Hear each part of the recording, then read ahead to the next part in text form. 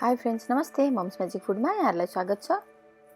यदि हजुरहरूले हाम्रो च्यानललाई सब्सक्राइब गर्नुभएको छैन भने प्लिज सब्सक्राइब गरिदिनु होला र नयाँ नयाँ रेसिपीको नोटिफिकेसन पाउनको लागि यो बेल आइकनलाई पनि प्रेस गरिदिनु होला।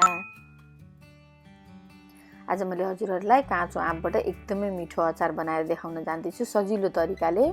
यसको लागि मैले यहाँ 350 ग्राम जति काँचो आँप लिएको छु। यसरी मैले काँचो आँपलाई धोएर यसरी यसको बोक्रा राम्रोसँग फालेर यसरी काट्दैछु।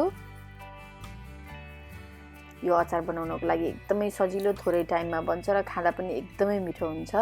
तपाईले पनि एकचोटि पक्कै पनि ट्राई गर्नु होला र तपाईहरुले पनि भन्नुहुन्छ हो एकदम मिठो हुँदो रहेछ यो अचार बनेर। र मैले यसरी यो आँपलाई यस्तो पातलो शेपमा काटेको छु। मसिनो बनाएर यसरी पातलो शेपमा काट्नु होला। हामीले मोटो मोटो शेप नबनाऊ, पातलो भयो भने यसमा मसला चाँडै पस्छ र एकदमै मिठो हुन्छ खानको लागि। मैले लगभग यो सबै आँपहरूलाई काटेर यतिको पातलो बनाएँ र यसलाई फिजारेर मैले एक दिनको लागि घाममा सुकाउँदै छु। तपाईको ठाउँमा एकदमै चर्को घाम लाग्छ भने चाहिँ आधा दिन मात्रै सुकाए हुन्छ या 2-3 घण्टा मात्रै सुकाउँदा हुन्छ, दिनभरि सुकाउनु पनि पर्दैन।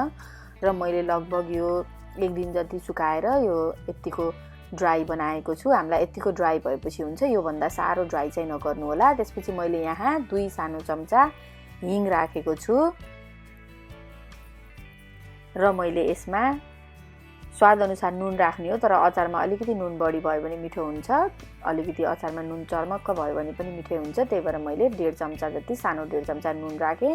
2 सानो चम्चा मैले यो रातो खुर्सानी राखेको छु र मैले अब यहाँ 1 ठुलो चम्चा तोरीको तेललाई तताउन जाँदैछु। यसलाई तताएर हामीले सेलाएर हामीले राख्छौँ। त्यो एकैचोटि तातोमै नखनाउनु होला।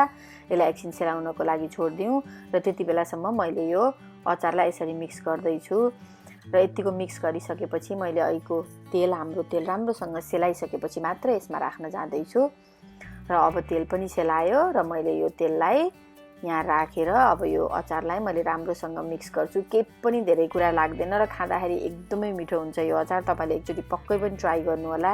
बिना मसला हिङ राखेर पनि अचार यस्तो मिठो हुन्छ त भन्ने जस्तो लाग्ला, तर एकचोटि ट्राई गर्नुस्, तपाईलाई अवश्य मिठो लाग्छ। यो एकदमै मिठो हुन्छ यो अचार। सजिलो बनाउनको लागि, खानको लागि पनि सजिलो, एकदमै मिठो स्वादमा। एकचोटि ट्राई गर्नु होला। र मैले यहाँ एउटा जारलाई राम्रोसँग पखालेर सफा गरेर सुक्खा बनाएर मैले यसलाई यहाँ राखिदिएँ।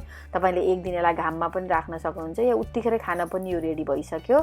हैन भने एक दिन राखेर खानु होला। र यो अचार एकदमै मिठो हुन्छ। तपाईले पनि पक्कै पनि बनाएर ट्राई गर्नु होला। हाम्रो च्यानललाई यसरी नै माया गरिदिनु होला। तपाईको साथ र सहयोगको लागि धेरै धेरै धन्यवाद। Thank you for watching.